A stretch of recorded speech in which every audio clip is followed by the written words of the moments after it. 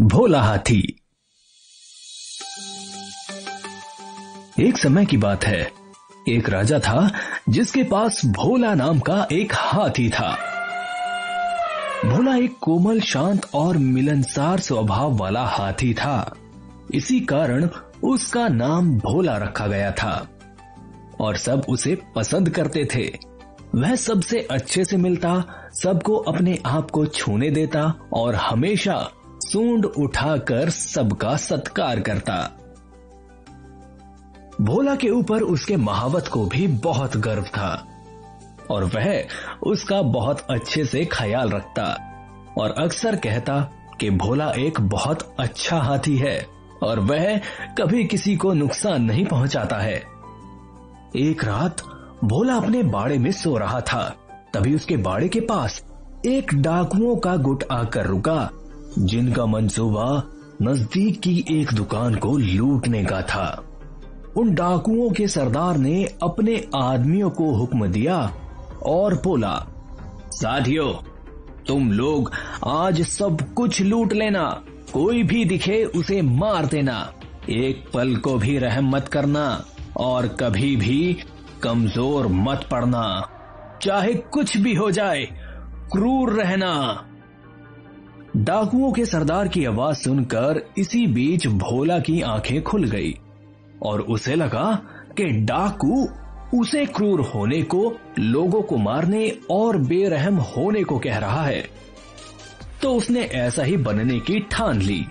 जब अगले दिन की सुबह हुई तो लोगों को एक चीख सुनाई दी।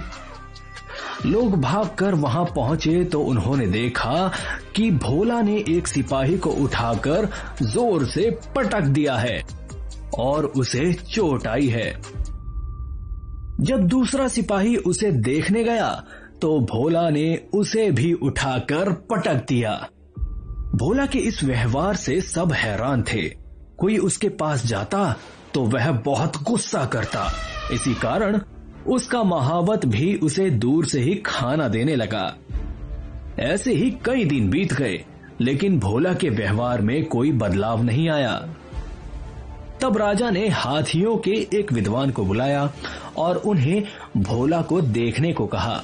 विद्वान आए, उन्होंने भोला को देखा, पर उन्हें कोई समस्या नजर नहीं आई।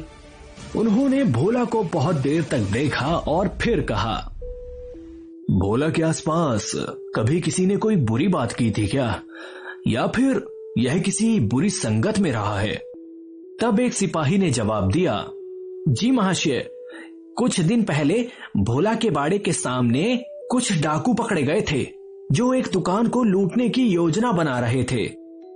यह सुनकर विद्वान समझ गए कि समस्या क्या है। उन्होंने राजा से कहा, हो सकता है भोला ने डाकुओं की बात सुनी हो, इसलिए वह ऐसे बर्ताव कर रहा हो।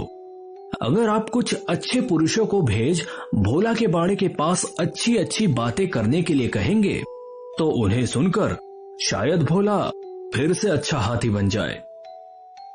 राजा ने ऐसा ही किया।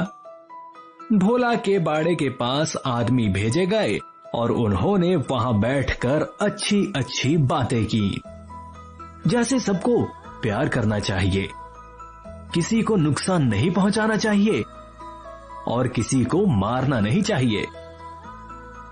भोला हाथी ने सबकी बात सुनी और वह दोबारा शांत हो गया और सबसे अच्छे से पेश आने लगा। तो इस कहानी से हमें क्या सीखने को मिलता है? अरे यही कि हमें बुरी संगत से बचना चाहिए और अच्छे लोगों की बातें माननी चाहिए।